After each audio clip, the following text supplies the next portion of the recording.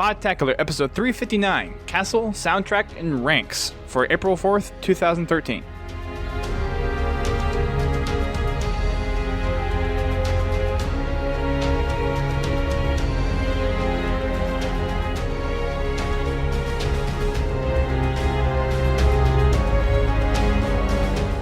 Hello everyone, welcome to Podtacular, the unofficial Halo Universe podcast. I'm your host, Duststorm. And I'm your other host, Brent Gamer. And we are back very quickly after a turnaround from our last show. If you guys remember, we talked about the latest Sparkcast and the panel at GDC where Josh Holm was talking about the story integration for Halo 4. So we have some news that came off of that a little bit included in the bulletin, as well as some new stuff leading up to the release of the Castle map pack, which comes out as of this recording in 5 days. So I'm excited. I got to play a few of the maps at PAX East when I was there about 3 weeks ago. And I have to say, Brent, they were a lot of fun. So I think everyone that's listening will enjoy them in some regards, especially if you're kind of that mid to big team objective player type. So I'm really excited. You excited from what you've seen so far? Yeah, I'm excited. Getting new maps is always exciting. You know, having another opportunity to get back into the game, kind of have more people come back in. They always tend to stick around for about a week after the maps come out, so try to get my Halo 4 in after that. But this is the last map pack that we know about, so this might be the last set of maps we get for at least a few months, I would say. I don't know if they're going to even announce any more for Halo, but I imagine they will for Halo 4. Don't think they're going to make us wait till Halo 5 to get a whole new set of... I'm wondering if we're going to see any kind of like map remakes, because we've only had one in the game so far, and it seems like ever since we started having DLC back for Halo 2, we've always had map packs that come and have done some remakes. So I'm wondering if we're going to get a couple of map packs later down the road where we're going to see some classic remakes return into the rotation of maps. That'd be cool. Yeah, hopefully. If they announce anything like that, I think it'll come alongside the announcement of Halo 2 Anniversary, if that's coming out. Uh-huh. And I think it is, but we'll see. Yeah. And I think with that, I just came up with our question of the week that we're going to ask at the end of the show. Okay. So I think I know what you're going to ask, but wait until the very end and actually ask the question then. Right. Okay, so Castle Map Pack is coming out on April 8th, if you guys did not know that already.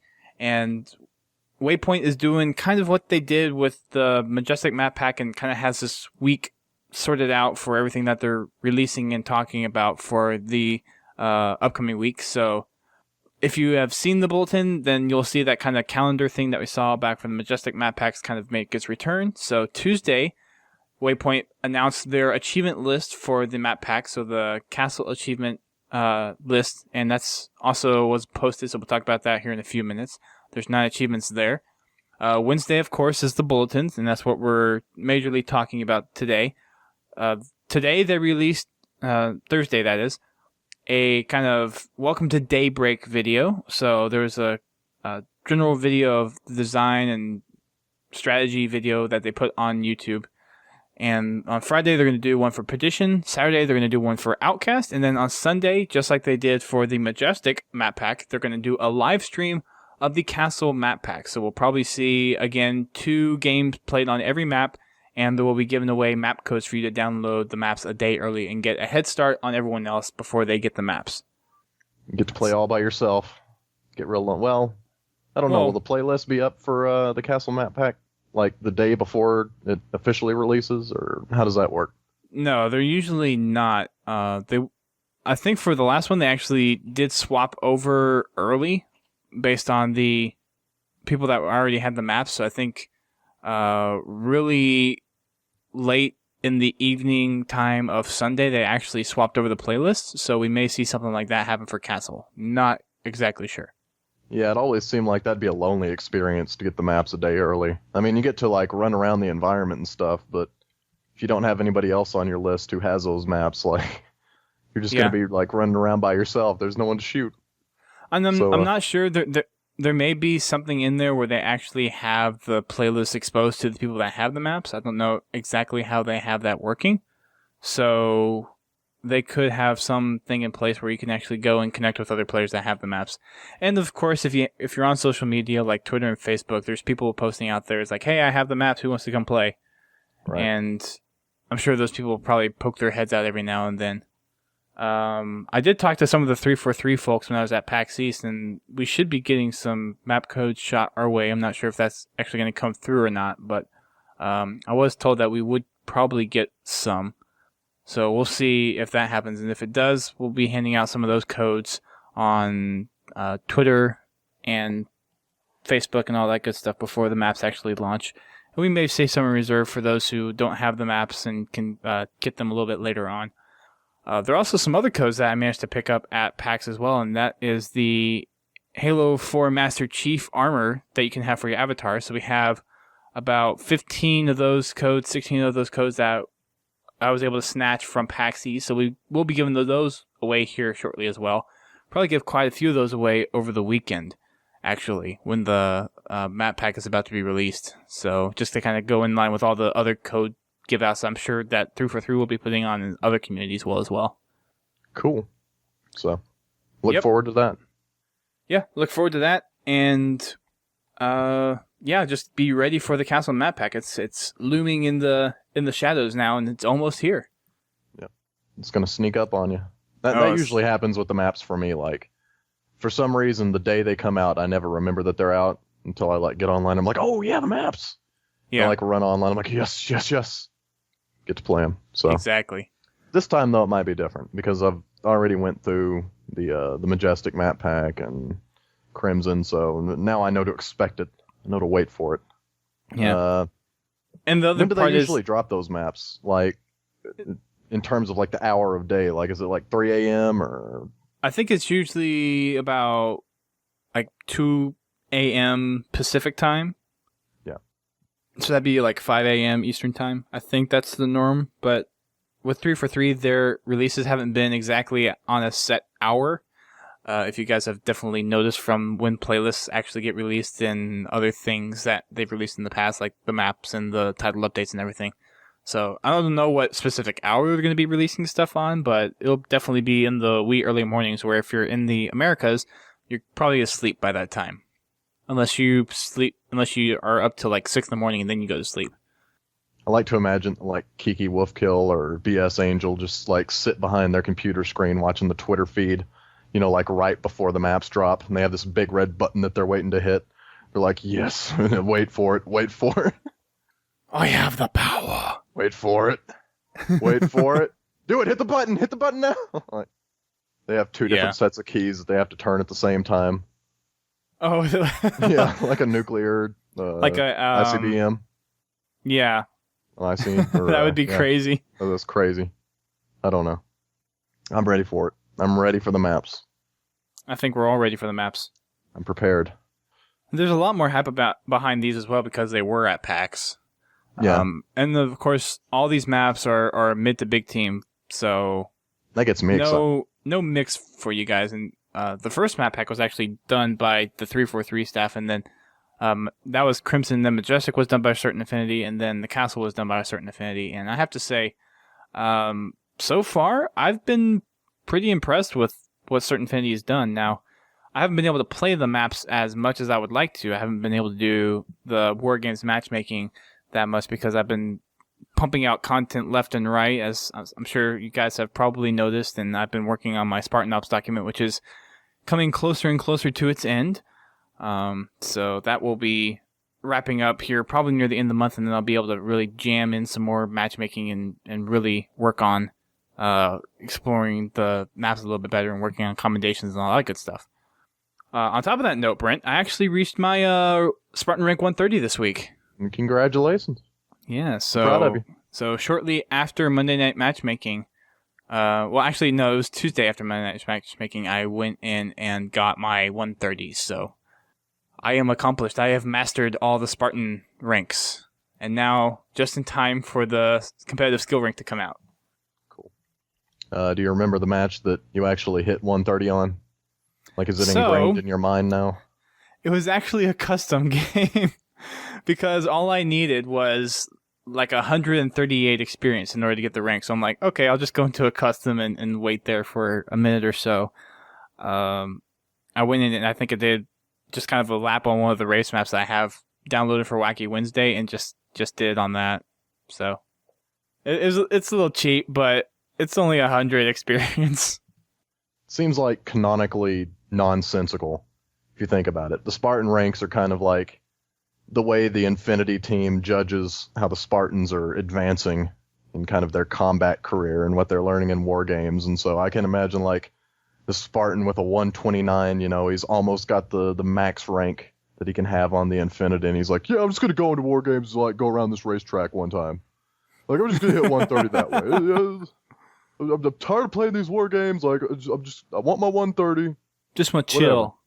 Yeah. Yeah, that would be interesting canonically on how that would work. I think from a ranking standpoint, Halo 3 had the best ranking system because you had those tiers that were based on your level, and then depending on your rank, you could actually move up on that tier. So I think that was really the best measure of what your rank was the Halo 3 system. Yeah. Oh, man, the good I don't know old if we'll days. ever see that again, though. Yeah, I don't think it's coming back. But we'll talk about that a little bit more when we get into the CSR stuff. That we will. Yes. All right, so the beginning of this week, Tuesday to be more specific, we had the castle map achievements listed. So there was a separate post made there, and there are 9 achievements there for a total of 250 gamer score. And of course, if you have the Wargames map pass or that you bought the limited edition of Halo 4, then you will get these maps for free. And if not, they cost the regular 800 Microsoft points or $10. Well, they're not really free. You just paid for them early. I mean, that was the entire appeal to me. True. Of the Halo 4 limited edition was. I mean, I knew I was going to get the maps eventually, so why not pony up the extra? What was it, like $25 or yeah? The Wargames $15? map pass was 25. Yeah, so you save $5. Yeah, so So I mean, yes, you still paid for them. You just paid in advance and got a little discount. You don't have to pay for them again. You can download them without having to go through that payment route, I guess. You can specifically download them for free. You don't necessarily get them for free, I guess. Right. So we have 9 achievements, and starting off with the achievement list, some of these are pretty interesting. I like some of the names on these. The first one is what is yours is also mine. Disable a vehicle and then hijack it. So I guess I should disclaim these real quick. All of these are in Castle DLC matchmaking, so you have to be in matchmaking playing on the Castle map in order to get these achievements. Yeah. So first one again, what is yours is also mine. Disable a vehicle, then hijack it. So that's disable it with a plasma pistol and then hijack it. That is 40 gamer score. Dodge this. Get 2 direct Spartan laser kills in one match. That's 20 gamer score. So that means actually get a laser kill, I think, on the person, not necessarily a vehicle.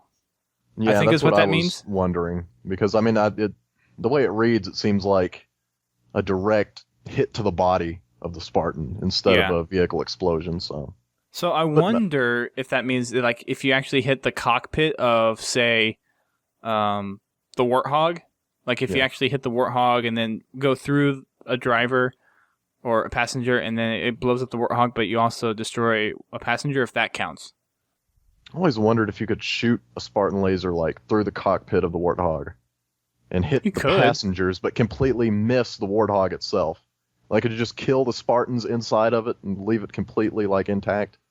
Just jump in and drive the Warthog? I would assume you could if you got the, like, if it was stopped, like if they were trying to load passengers, and if you shot it right through the driver's side and the passenger side, and you managed to get it between the arch of the top restraint and then the seats, I guess you may be able to. I don't know how wide the beam's effect is, but that'd be something cool to go actually into Forge and just try it.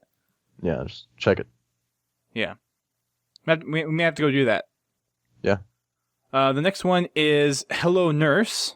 Heal a near... Hello Nurse. Wait, did you get that? That was an Animaniacs reference. Oh, no, I didn't watch too many Animaniacs. That's what that achievement name is. It's an Animaniacs reference.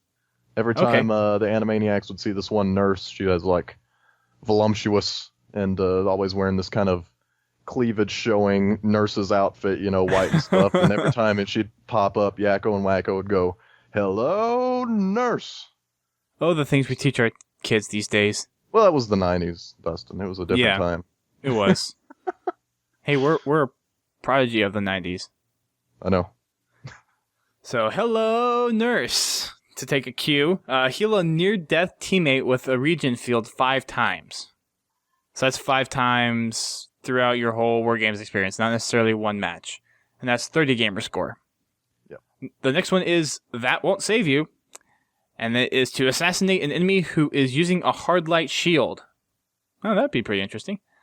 That one is 30 gamer score. The next one, and I like this one, Ashes to Ashes. Disintegrate 6 enemies using Forerunner weapons, and that's 10 gamer score. Now, the only weapons you can disintegrate with are the binary rifle, the light rifle, the incineration cannon, and the scatter shot. The bolt shot and the suppressor don't actually incinerate, if I remember correctly. So play Binary Slayer on the Castle DLC and get this achievement immediately. Or just play the DLC, normally. This seems like one of the first ones you'll get, assuming you want to get it. Like, if you just run around with a light rifle, you could get that real easy in one match. True. The binary rifle would be easy. I think some of these other ones you may get a little bit sooner than that, but I would guess that this is one of the early ones that you may be able to get your hands on if you play Forerunner weapons closely. You want to take the remaining 4? Yes, beating up the beat. In Castle DLC matchmaking, perform 5 melee kills in a single match. So just go around punching people. That one may be somewhat difficult. Yeah. It depends on the match. Depends on what map you're playing on specifically. Mm-hmm. Seems like Perdition and Outcast wouldn't really be as tuned to that achievement as maybe Daybreak. Actually, I see from what I remember playing Perdition would be a viable option to get the achievement in for this one. Is it kind of melee heavy? So it's kind of mixed. A lot of the inner pathways that you can take are close enough to where you can actually probably sprint up to someone and melee him or assassinate. Yep. Another thing to note on this achievement may be whether or not it actually has to be melee kills and it can't be assassinations or what that actually entails. I would think that an assassination would be considered a melee kill. I would think so, but I would hope so. I mean, you never know. In which case, you could probably knock out 2 achievements in one. Yeah, get the That Won't Save You, and just keep working towards beating up the beat. Mm-hmm. But that's another thing about That Won't Save You is I don't see a lot of people using the hard light shield. I mean, it's just not a widely used armor ability. It's really not, and for these maps, I saw some people use the hard light shield, but it was probably around maybe the 15-20 percentile of people that actually used them when I saw them playing on the show floor. Yeah. So, I mean, there are people that use them. I just don't know how much is going to be used when the maps drop. Yeah, so that might be one that you get a little later on accident. You see someone using the hard light shield, just run over and tackle them. Kunk. Sightseeing in Castle DLC, complete a match in any mode for each castle map. So go around and play all 3 in matchmaking. Play each map. That's not hard. Yep. Scrapyard in Castle DLC, destroy 2 vehicles during a single game. That's not too bad. Nah. I guess if you have a rocket launcher or I don't know, are there Spartan lasers available? Other than do they even show up in the Infinity? There is a Spartan laser on Perdition, I think. Okay. So that seems like the best weapon to get that achievement with. That, or there's concussion rifles that spawn on Perdition, and there are rockets that spawn on Outcast. And the Wraith and the Mantis get taken out pretty quickly, so if you manage to get... if you're playing on objective game types like CTF, it's likely that those vehicles are going to be used multiple times if you end up destroying it. So if you just destroy 2 enemy vehicles there, it shouldn't be too bad if you're in there with a party and then you're trying to rotate who gets the kill on vehicles, and doing it that way. It may not be too hard to get that. Yeah. Out of My Way in Castle DLC, kill 5 enemies during a match by running them over. So grab a ghost and go at it. Yep, splatter spree. pretty much. I remember Halo 2 was kind of that's where I got my most splatter ratio out of the Ghost. I don't know how to really say that. Really? I got the most splatters with the Ghost in Halo 2. I don't know why. I just loved the Ghost in that game. I loved running around. Zanzibar was my favorite place to run people over with the Ghost. Yeah, that is kind of prone to running people over with. Well, you would turn that corner between sniper spawn and the wheel, and people wouldn't expect you coming around that corner sometimes, so it was really easy to get a kill right there. You could do the same thing on Halo 3. Yeah. Last Resort. Yep.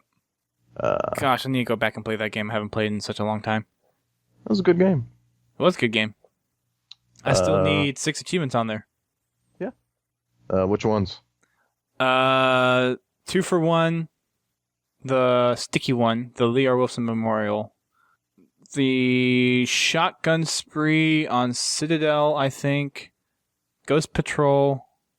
And then there's 2 other of the free-for-all ones that I don't have. Alright. Maybe Killing Frenzy and Overkill, maybe? Yeah. I'd have to go back and check.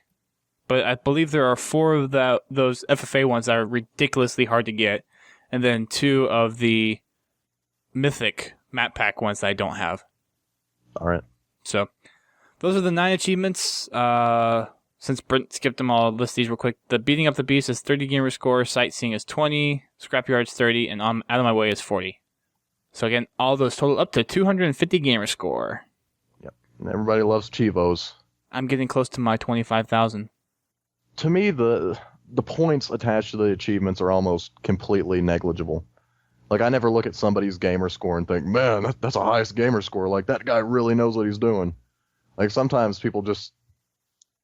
I remember back when the Xbox 360 first came out and achievements were kind of novel at the time.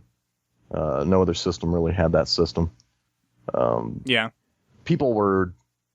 Like, if you hit 100,000, it was like a big deal. Like, that's still a big deal now. I'm only like 27,000. I don't even know anymore. But now it just seems like the number doesn't matter. We're getting so close to the end of the 360's life cycle, even though those gamer scores will probably transfer over to the Xbox 720. Oh, I'm sure they will. Yeah, I don't see why they wouldn't. Wouldn't make any sense. But like, I like achievements, but the numbers just don't mean a whole lot to me. I don't know why. Yeah. I mean, that's how I kind of judge the difficulty of an achievement, just by looking at it, is, you know, what did the developer think that this was worth, you know, compared to this one. But well, for me, it's all about just getting the achievement now. It's not necessarily all about the points. It's about getting the achievements and getting to that 100%. Yeah, at least that's how it is for me. For me, 100% is kind of the ultimate goal of playing for achievements in a game. Yeah. You want that 100%. So I've only done that for I think a few arcade games and maybe 1 or 2 really, really easy to get 100% in some of the early 360 games, like King Kong. That was one of the first 360 games, and you would literally get all 1,000 points if you just beat the game. Nice. It was kind of ridiculous. It was that way for Phantasy Star Universe too. Okay. I have 100% for Minecraft, Halo 2 Vista, Halo 3 ODST, Halo Reach. I think that's it. I think that's all I have in 100%. There may be one other game. Oh, there's the what was the Doritos racing game that came out? Oh yeah, the hard.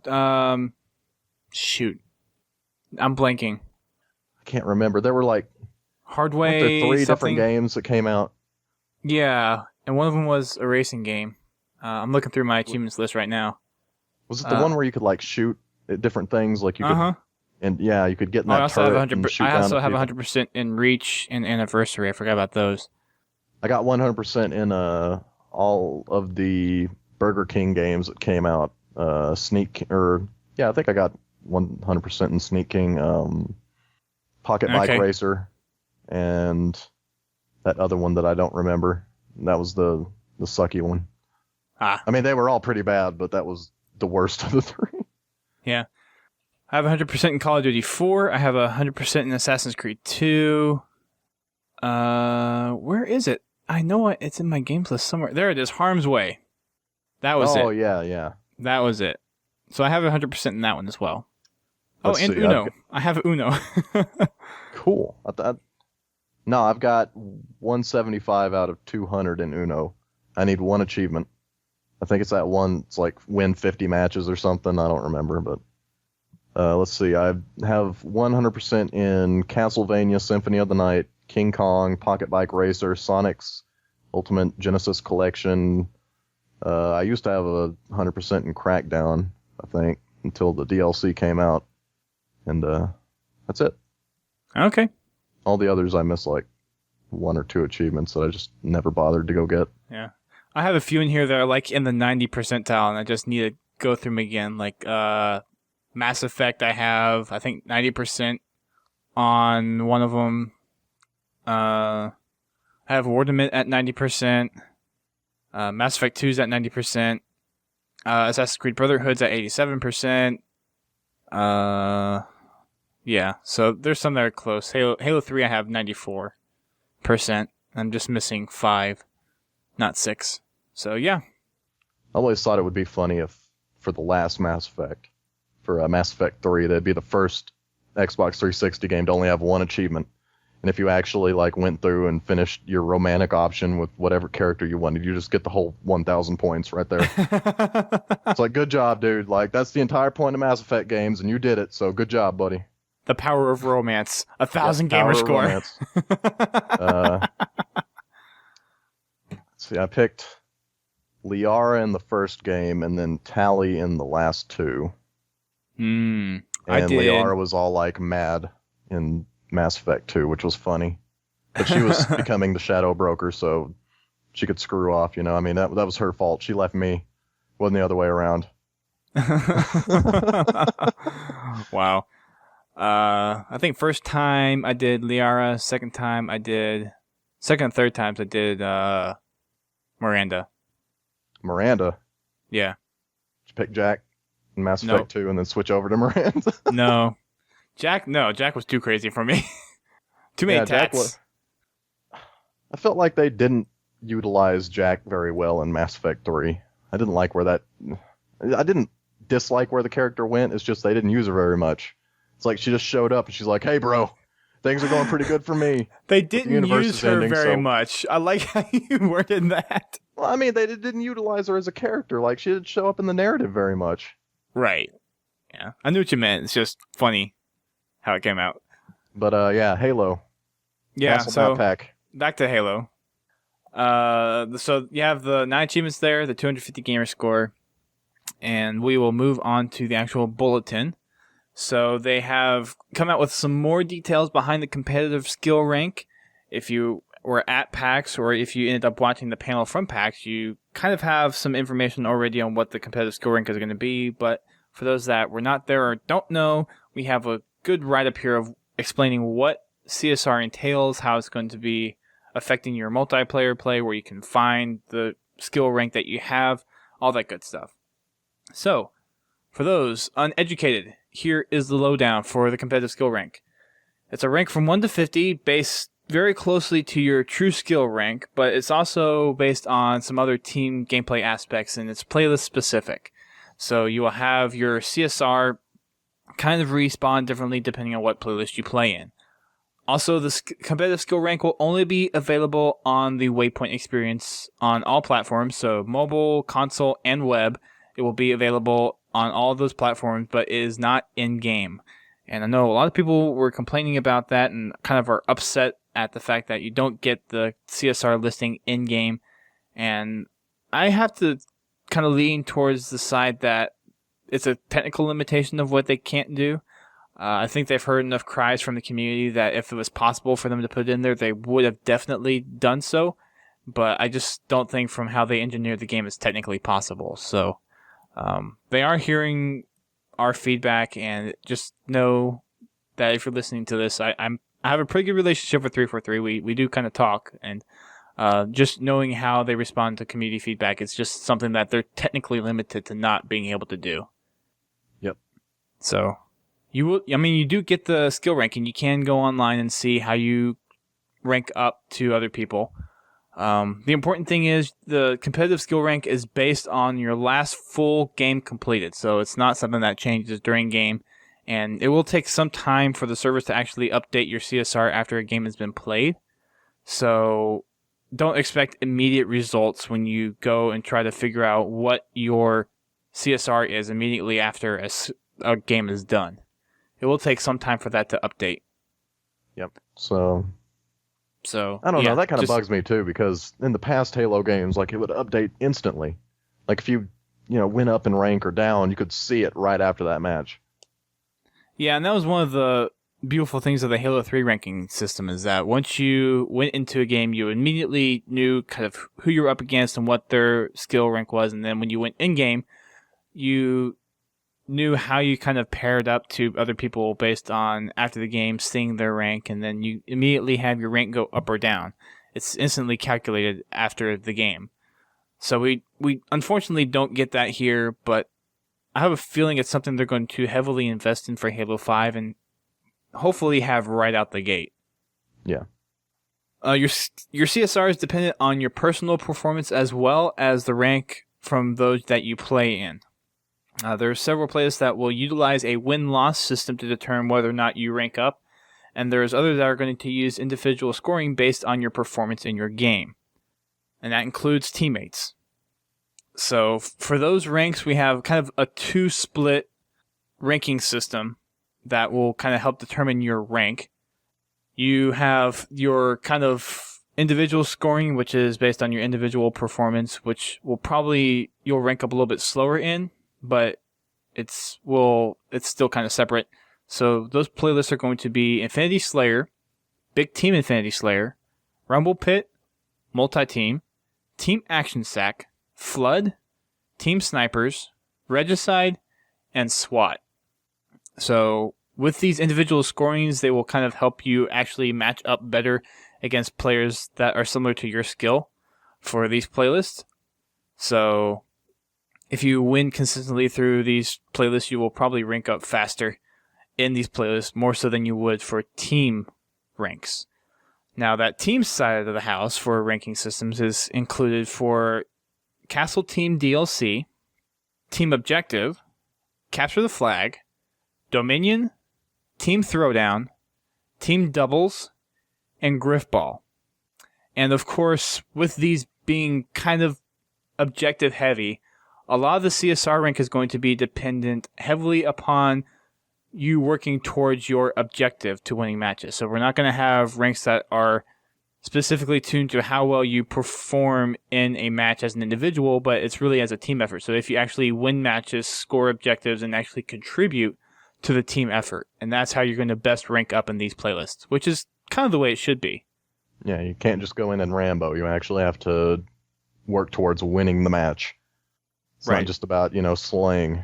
It's actually about going after the flag or, capturing a base or, grabbing the ball and griff ball, trying to score. A lot of people just grab the griff ball, just run around. They don't even try to score it. I think they just like pulling people in so they can hit them with it. So that may be a little more difficult because, with holding the griff ball, it is kind of an objective thing. And if you score with it, then it will probably benefit you. But if you're to your point, if you're just holding the griff ball and not scoring, then it's not going to help you in your rank that much. That's what I'm saying. Like, if it's based on wins and losses, like, you can sit there and, get kills with the griff ball all day long, or you can just sit there and, gravity hammer people in the face. But if you don't win the match, you're not going to rank up. You can get, 40 kills and 8 deaths, and your rank won't go up if you lose the match. So that's okay. What I'm getting out of the team scoring system. Like, all of the stuff in the other playlists, mainly just Slayer, is based on, how well you slay. What is your performance in combat? That's how they kind of judge your CSR in that. And then in the team stuff, it's, do you actually win your matches? Do the people you play with actually work towards the objective and work cooperatively to achieve the goal and win the match? Exactly. So I like that. I think it's the right way to do it. Yeah, it sounds like the only way to do it. It's good to go. Not the only way, but the only way that makes sense, I guess. If you're going to maintain that playing objective-based game types is about winning the match and not necessarily being cool and just killing people. Right. Yeah. So, and they do note in here that if you do try to play more as an individual, that it will take you longer to rank up in skill for these playlists. Yeah. Again, these are two different kind of ranking systems for the CSR, but they kind of do the same thing, where they're still going to match you up based on kind of a true skill level and then kind of on a win-loss level. So both of those are kind of differently weighted depending on how it's scored, but essentially it's boiling down to two distinct systems, and they're somewhat similar. There's also another larger breakdown in the bulletin that goes into examples that would happen based on what your skill rank would be compared to other people. They also go in a little bit into how joining in progress will actually count. So if you join a game in progress, they're kind of tailoring that experience to be the join in progress window to be a little bit more confined to where it's just kind of that first 60 seconds of a match where if there's slots open, then they'll fill you in. And at that point, whenever you join in progress in the game, it'll still count as actually a full game experience. And from what it sounds like, they've kind of engineered that system in such a way where that join in progress won't negatively impact your CSR. It'll still be based on how well you contribute to the team overall, and that's another reason why they're kind of fine-tuning that join in progress window so you can still get the most of your matchmaking experience done and not have something that detriments to your score. Yep. Yeah. Yep. CSR. It's pretty good. From what we've seen so far, it sounds like kind of the ranking system that everyone wants. It's not the ranking system you want, but it's the ranking system you deserve. Fair enough. I don't know what the thinking behind. It's not what we want. Not what we need. Yeah. It's not what we want. It's what we need. There we go. Yeah, I expect in Halo 5 we'll see a more traditional ranking system like we had in Halo 2 and Halo 3. Mm-hmm. So, we'll look see. forward to that. In Halo 5, they're probably going to re-engineer the system a little bit, but I have a feeling that just based on what we've seen so far and how much detail they've put into this, that they've definitely put a good amount of thought into what they're doing with the ranking system. Yep. They go into another little section here talking about carrying other players. So this is also somewhat based on what kind of playlist you're playing in. And they kind of say that if you're trying to carry a player, it's not going to carry them too far. So it'll only really bring your lowest player up to an average. And the specific example in here say that having two 40s trying to bring up a 10 won't really bring them up to a 40, but everyone in the end will all end up around level 30. So if you try to carry a player, you actually may end up kind of de-ranking yourself. And at the same time, the player that you're trying to pull up won't necessarily rank up with you that quickly. That seems frustrating. I mean, just because you're trying to get another player up, I can see maybe a system where they don't rank up faster because they're playing with 40s, but I don't understand why that would bring the 40 down if the 40s are actually playing at a 40 level.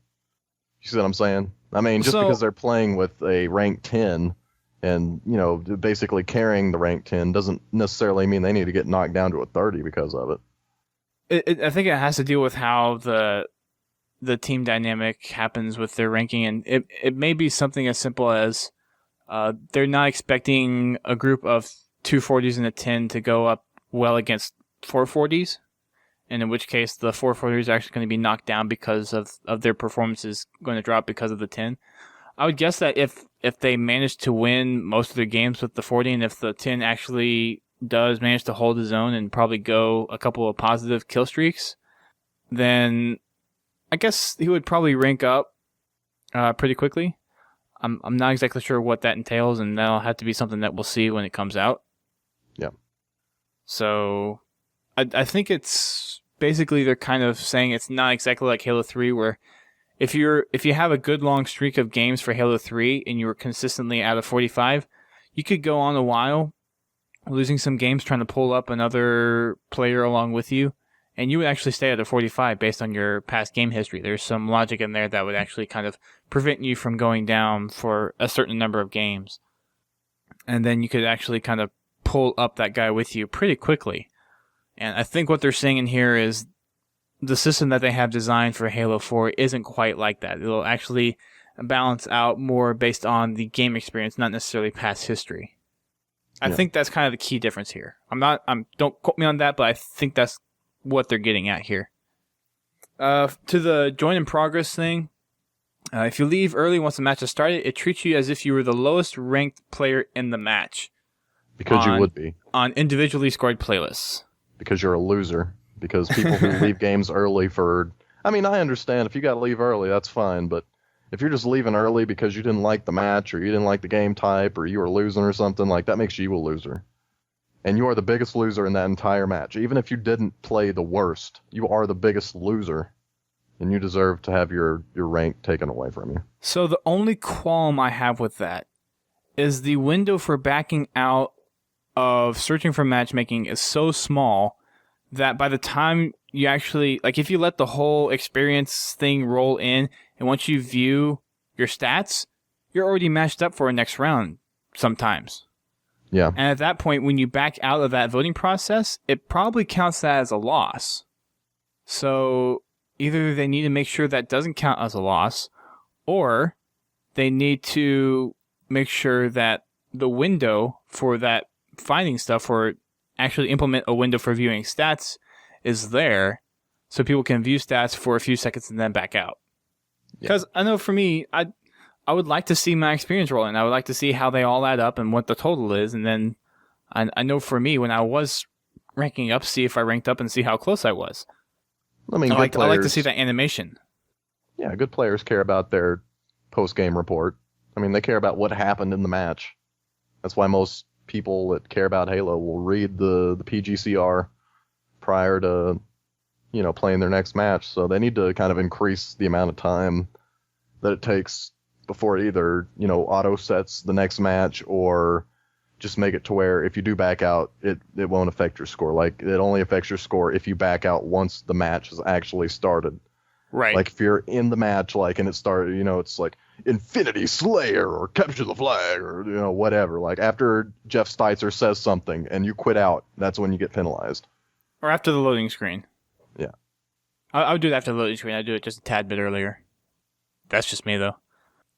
For competitive playlists, they are going to alter the join in progress in the following ways. You can only join in progress during a small window of time in the beginning of the match, so those players will still have time to contribute to meaningful play in the match. So I think they said somewhere in here they're kind of reducing it down to 60 seconds or something. Yep. And then friends are not allowed to join game in progress.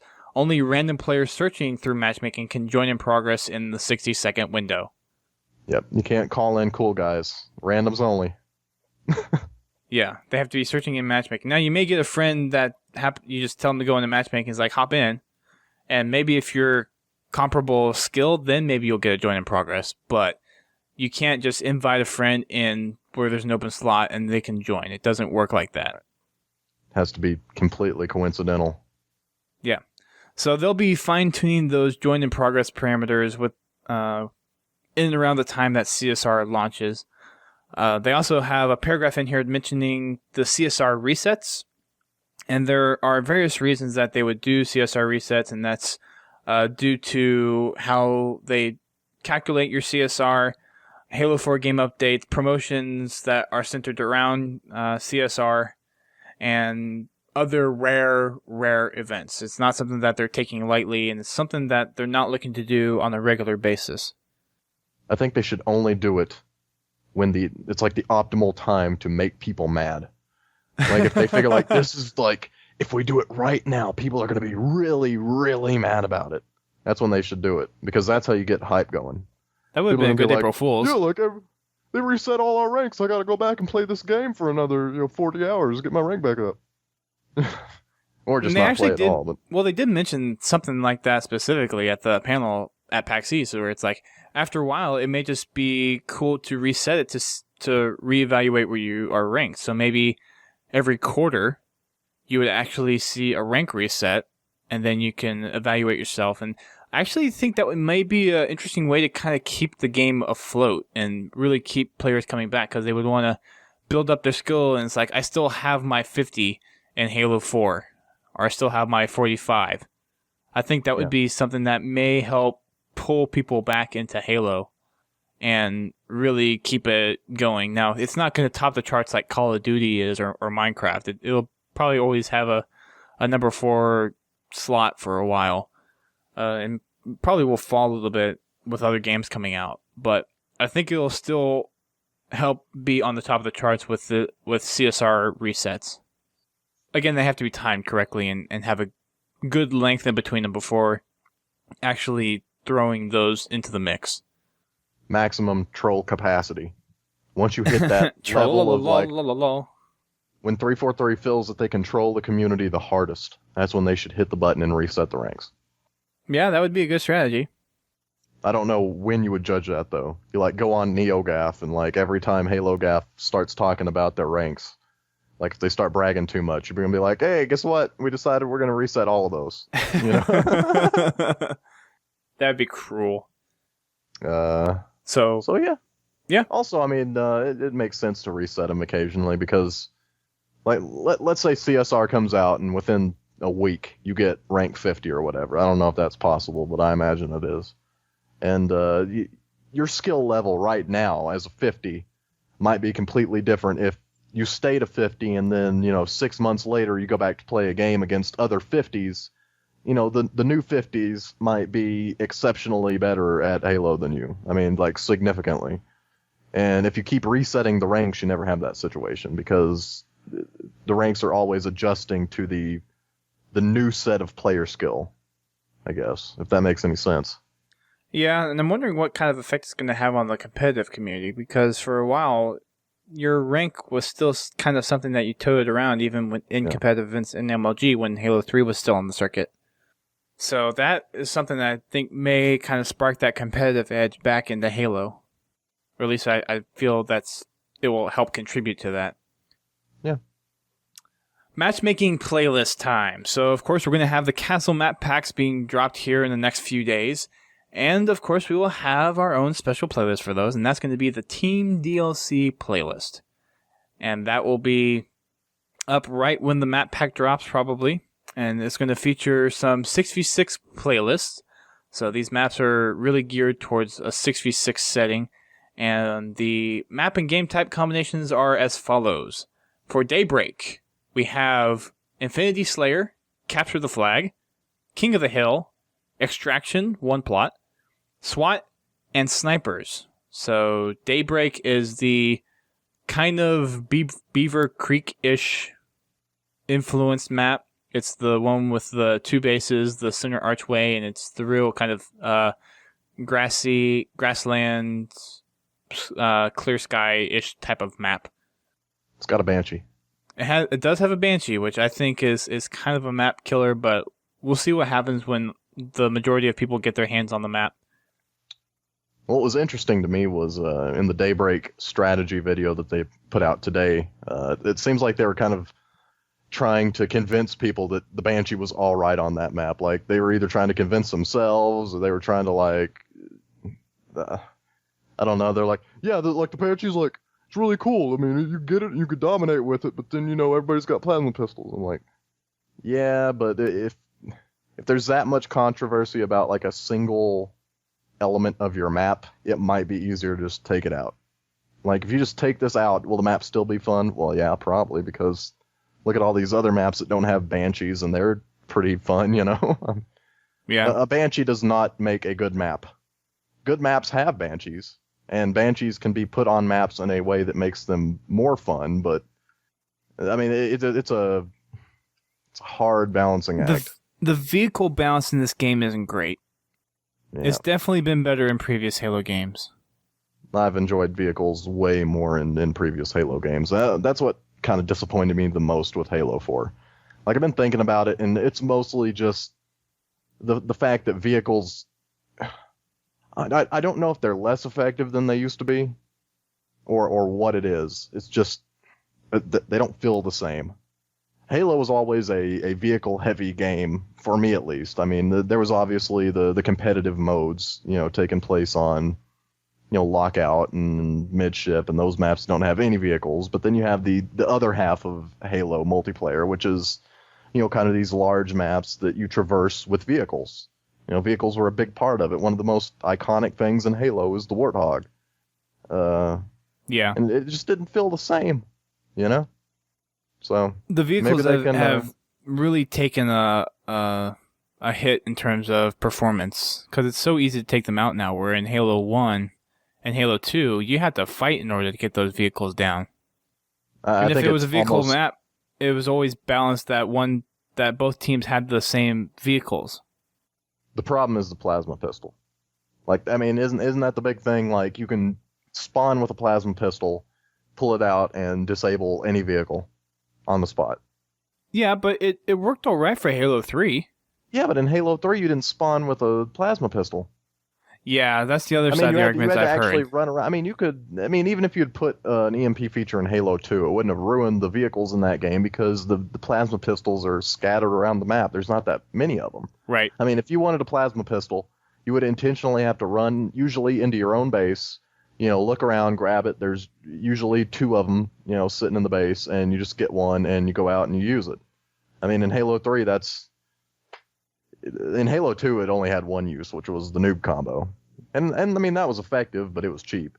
Then in Halo 3, it had an actual, combat use in, taking vehicles out, but you still had to run around. You'd had to find the plasma pistol and use it very intentionally. Whereas in Halo 4, like, if you know a vehicle's coming or vehicle's wrecking your base, like, you just spawn with a plasma pistol. And most people, I mean, I know on all of my loadouts, I just have plasma pistol set as secondary every single time anyway, because I really don't have any use for the Magnum or the bolt shot.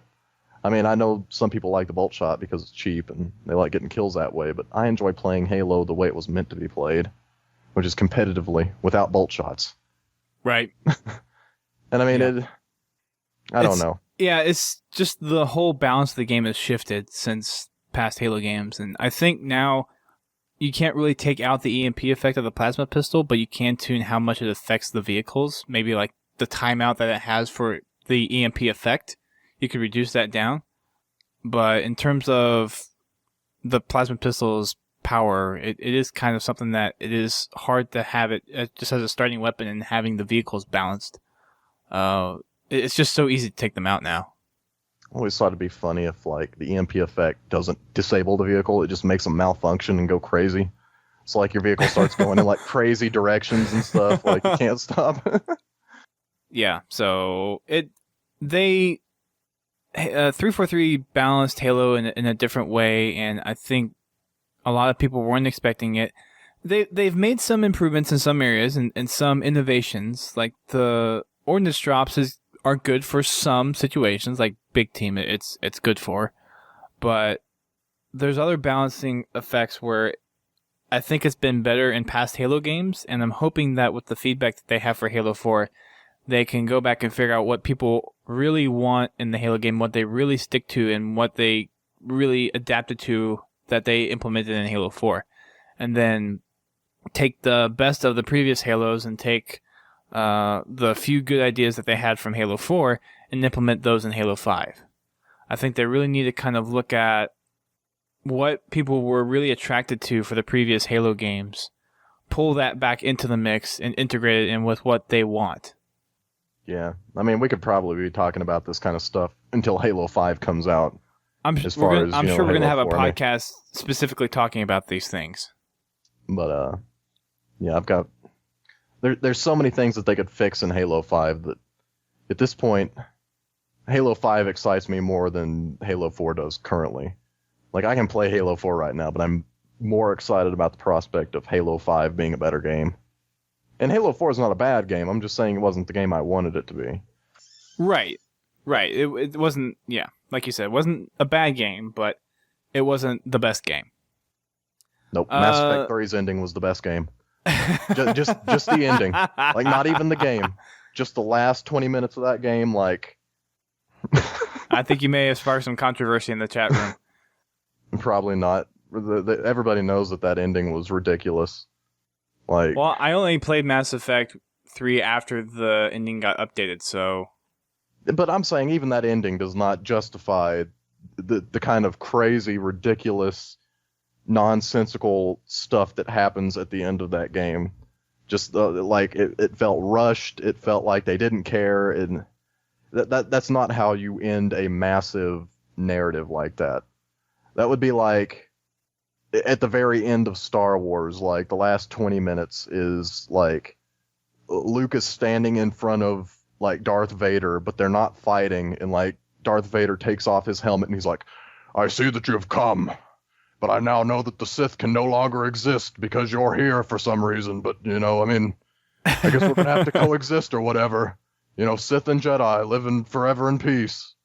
Choose the red side and this'll happen. Choose the blue side and this'll happen. And if you've done enough in the last 2 movies, you'll get this green option. It's pretty cool." It was just ridiculous. It was not the ending it needed to be. But that's another show for a different podcast.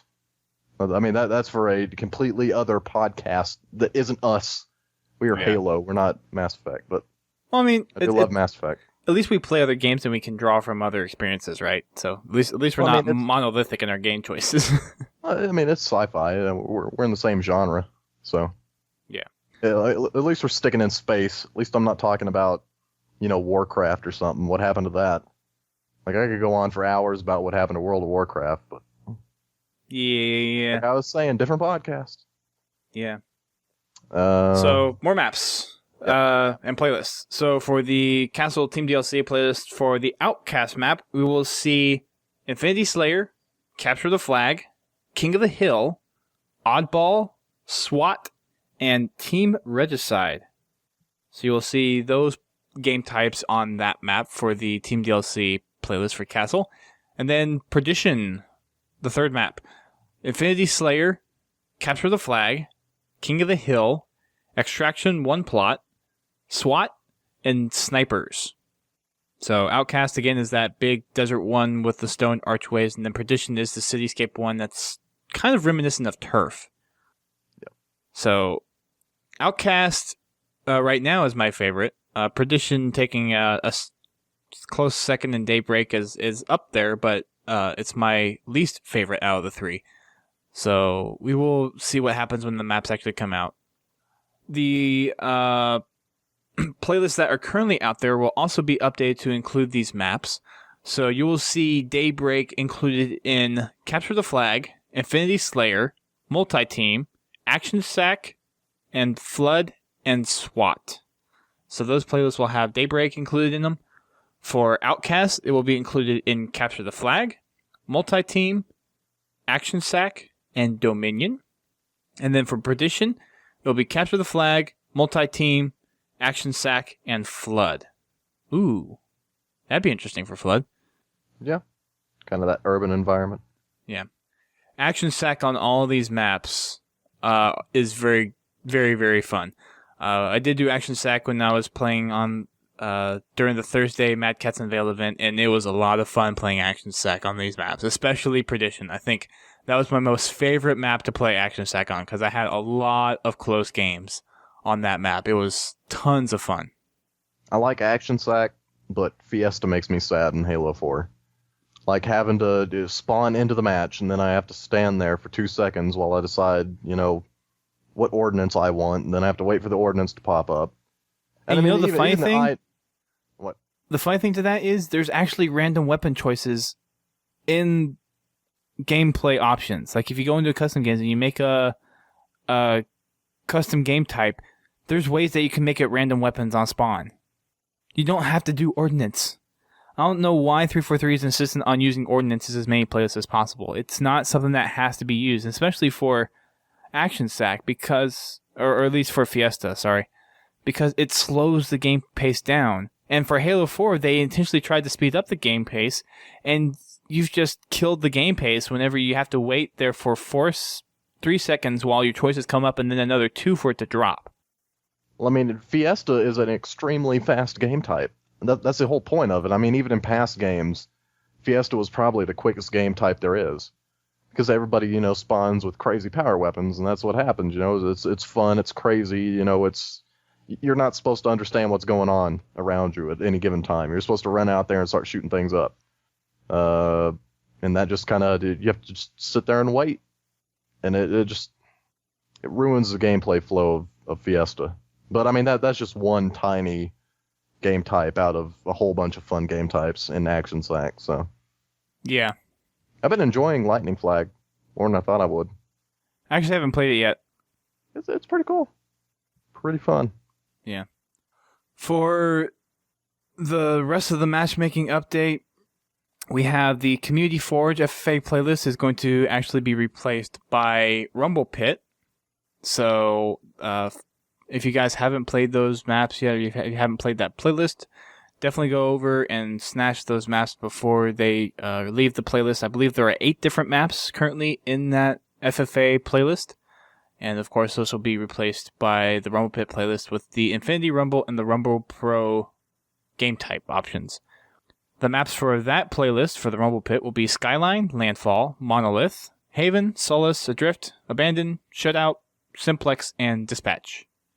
So, lots of matchmaking updates coming very, very soon. Yep. Also, one more big thing. The team objective will be transitioning to a 6v6 playlist instead of a 4v4 playlist to address the addition of the castle map packs. So, they were going to be resizing the playlist in order to include these new maps and adjust the game types accordingly to foster the appropriate gameplay. So they will be adding that capability in, doing 6v6 instead of 4v4 for team objective. And of course, they'll tweak the settings as they need to over time. So I think 6v6 objective, that's going to be interesting. I think that actually may be, in my opinion, more fun than the 4v4. What do you think? Yeah. I prefer 6v6 over 4v4 for objectives, just in general, as a big team battle fan. That seems like the right number of players for the size of maps that we're seeing in the Castle DLC, so I approve. Good job, 343. Yay! But I can see there maybe being some controversy, I mean, some people probably enjoy that 4v4 smaller knit kind of objective game type playlist, but doesn't bother me too much. It'd be interesting to see. It'd be interesting to see from like the ranking standpoint if you would have 2 different types of objective playlists, a 6v6 playlist and a 4v4 playlist, because they do work significantly different in terms of how your gameplay style is played, and definitely the map size has an effect on what you do with objectives. So capture the flag, you would run differently. King of the Hill, you would probably treat differently, and how you approach the hill, extraction, and all that good stuff would be affected on the certain size of games that you play. So maybe that would be something down the line if 343 you're listening, which you may be. Possibly looking into having 2 different types of team objectives, one being a 6v6 and one being a 4v4. And one being a 10v10 in Halo 5, please. If we had 10v10 in Halo 5, Please. That would be awesome. There was one other thing in here that I forgot to mention. I'll find it. Or multi-team. Yes, that's it. Thank you. Coming. Thank you. So multi-team is coming. I'm missing the paragraph where they talk about it. I missed if it. the words multi-team got your attention, read on. Monday will also feature the premiere of the aforementioned popular playlist, which There makes we 6 go. teams of 2 against one another. There we go. Thank you. So yes, all of the hype about the multi-team is coming to a close very soon. So Monday we will have the multi-team playlist. And like Brent just said, it's 6 teams of 2. It's not 4 teams of 4. So it's still that makes 12 me sad. players. Yeah, I want to see them do something with the full 4-on-4 list. Or the well, 3 let's see. or the 3v3v3v3. Yeah, the I 4 enjoyed teams that. of 3. Yeah. The 6 teams of 2, it seems kind of odd for Halo. I'm not sure how it's going to work. It may turn out to be okay. I don't know what kind of internal testing they've done and with what people they've tested it with, but just from past Halo experiences, at least for Reach, the 4 teams of 3 seemed to work really, really well for multi-team. And I forget what it was for Halo 3. Was it also 4 teams of 3? Yeah, it was 4 teams of 3. And I think I'm trying to remember what it was in Halo 2. Because it was 4 teams of 3 so, in Halo 2, I mean, think. if that has worked well for Halo in the past, why change it? Because 343 likes changing things. That's how they do it. I would think if they learned anything, they got to stick with what they know, evaluate that first, and then try something new and see community feedback. Maybe this is something where they'll try this out, and if people don't like it, then they'll switch over to a 4 teams of 3 type of playlist. Maybe. Well, it seems like if you just wanted to play with one other person, you just go into doubles. Yeah. And just the craziness of having 2 players go up against another 10 seems a little ridiculous. The 4 teams of 3 was at least a little more mellow, because it was even crazy in Reach, just seeing how much of the nade spam there was and everything else. Yeah. Well, think about it. Halo 5 teams of 4. Yeah. I'm waiting. That would be... Or 4 teams of 5. I don't care. Ooh, that may be interesting. I'm not sure. So that would be 20 players. I want to see... I mean, I'm not sure how it's going to affect the gameplay of the overall experience for Halo 4, but as far as just kind of seeing the game progress, it would be cool to see them able to up the playlist and just have more people involved, because there are some maps out there which, I mean, 8v8 is already pretty big for Halo, and if you look at stuff like Call of Duty, it does seem to be a little bit on the heavy side of just how many people are in a map. But I feel that for Halo, if you have the certain environments in there to kind of foster that bigger gameplay style, I don't see why you can't increase the player count. Yeah. I don't know. Well, I've played on Forge maps. It would work perfect for 10v10. Yeah. I mean, just the size and the flow of those maps would have been better with more people. I mean, look at some of the Spartan Ops missions that we've had so far. You could turn some of those into some pretty interesting multiplayer maps. Yep. 10-player co-op Spartan Ops in Halo 5. You heard it here first. Yeah.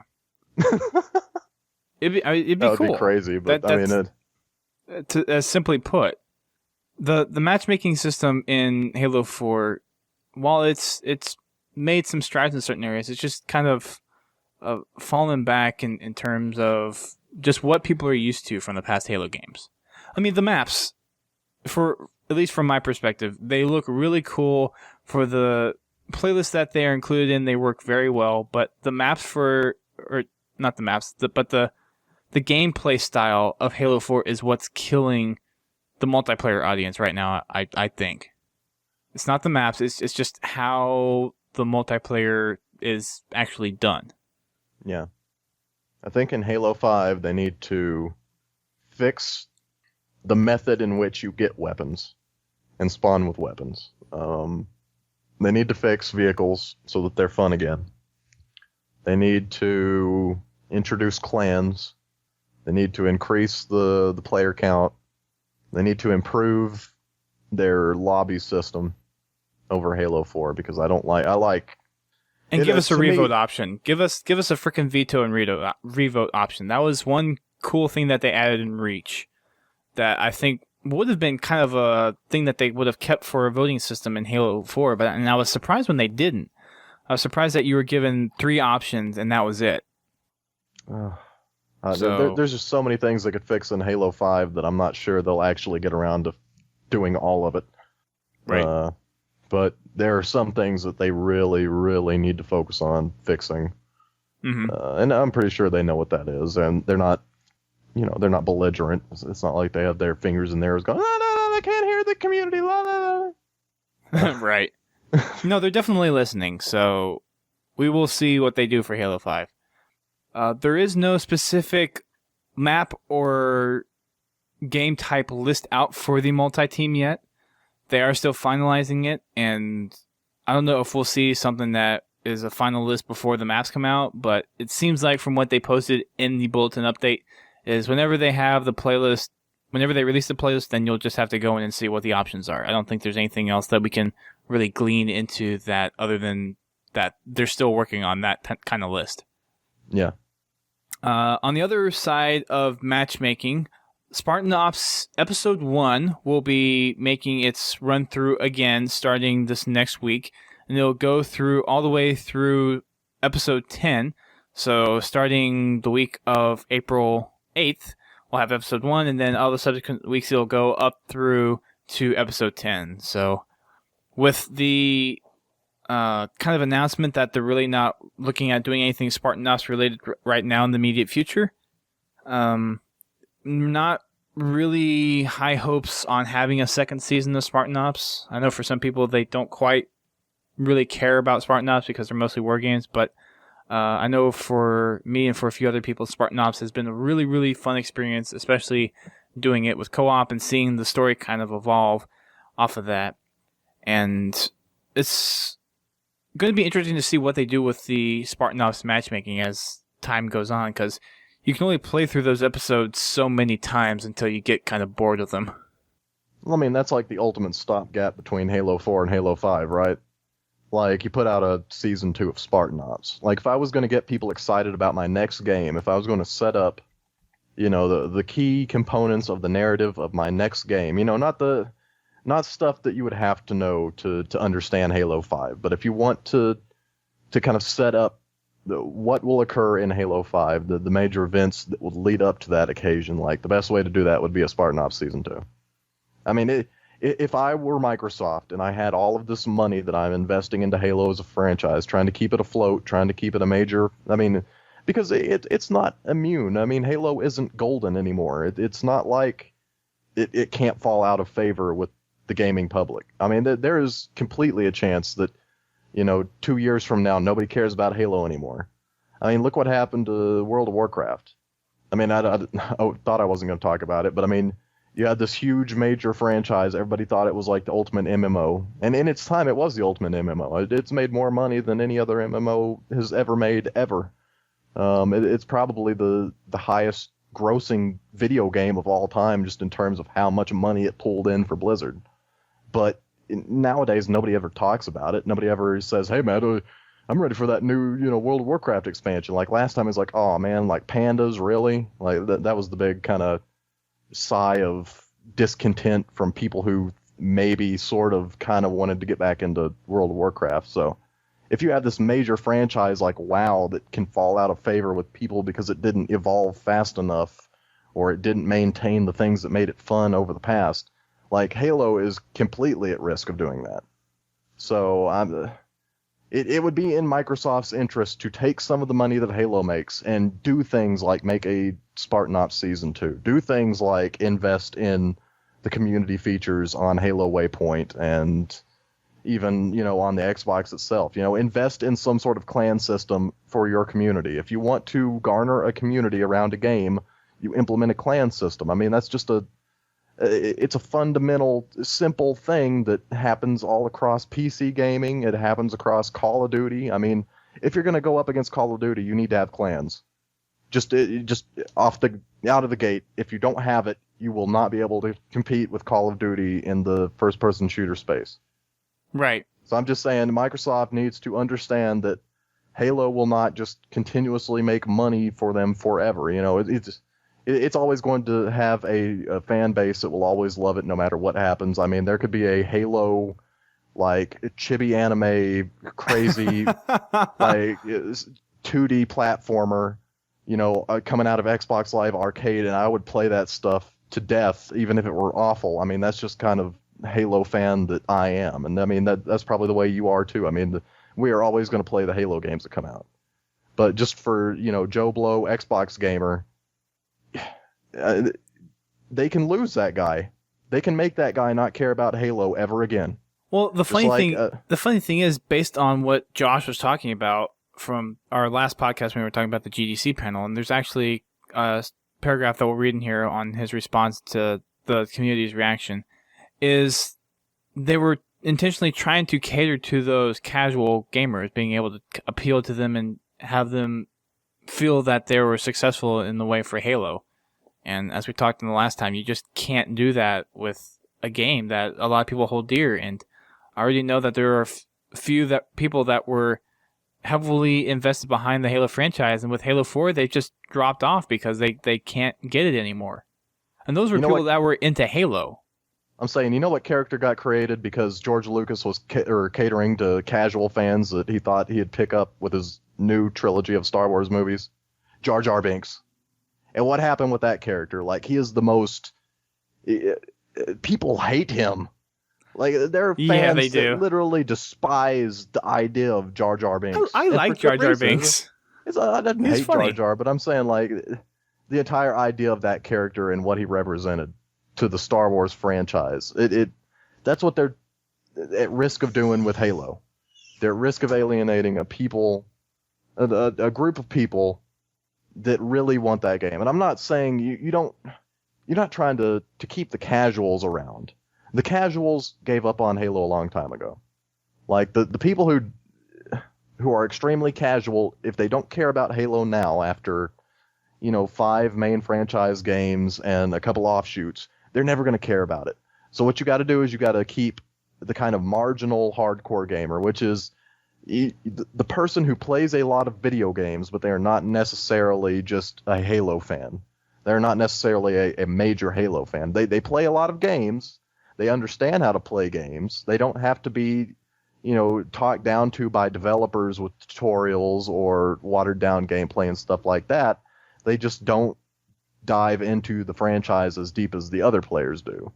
And then there's that set of players like us who really are into the franchise and actual media around Halo, the universe. But I'm just saying, watering down your gameplay isn't going to keep that guy who likes video games but just doesn't really care about Halo, the universe, that much. Like, he still wants to play a fun, deep first-person shooter, and watering down the gameplay or making it easier for him or her isn't going to keep him around. It's going to make them leave faster. So yeah, because it's not a memorable experience. And even if you're just aiming for that, with Halo 4, they've even lost people that were like hardcore into Halo. Like, not necessarily competitive Halo, but just very passionate about the game. And because there wasn't focus on those people that were really into the game, because the focus was a lot more there instead of the real core audience of Halo, they've lost some of those people. I mean, they're looking to come back if Halo 4 is a big hit, or Halo 5 is a big hit, but you're already knocking yourself out. Yeah. So it's just kind of an unfortunate thing to see from Halo's perspective, and something that has a deep and rich history from a community standpoint and was known for very good gameplay. It's just slowly falling down the charts. Yeah. It really sucks. It's time for Halo to go deep again. Like, go deep and hard into the universe. Don't necessarily make it to where it's an open fair for everyone. Everyone's that plays Xbox is going to get Halo because Halo is a popular name. So don't focus on making it easily accessible for everyone. Put in that steeper learning curve in order to get those high ranks. Put that back in the game. Make it to where it's still a game that can be enjoyed by everyone, but keep those hard, interesting elements in the game from the competitive side, and also include those things that really make the core of the fan base really attached to the franchise.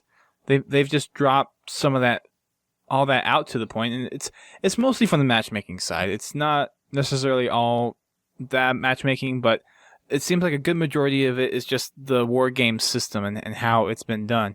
And there was a slow trickle out from Halo Reach, and then Halo 4 just kind of made things worse. And I think they're on their last legs. I think they have to hit a home run with Halo 5 in order to save themselves.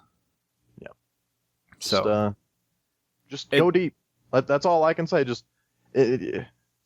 think about the depth of mechanics in your game, the depth of narrative, kind of even in campaign, there are things they can do to improve it.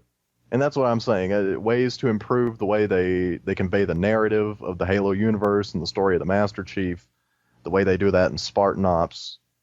Most importantly, the competitive mechanics, like working on those, making sure that there is a learning curve there. Because if you're going to retain people for a long period of time, people don't play easy games for long periods of time. People play easy games until they get bored of them, which is very quickly, and then they quit playing them. And they don't play them again because they're easy.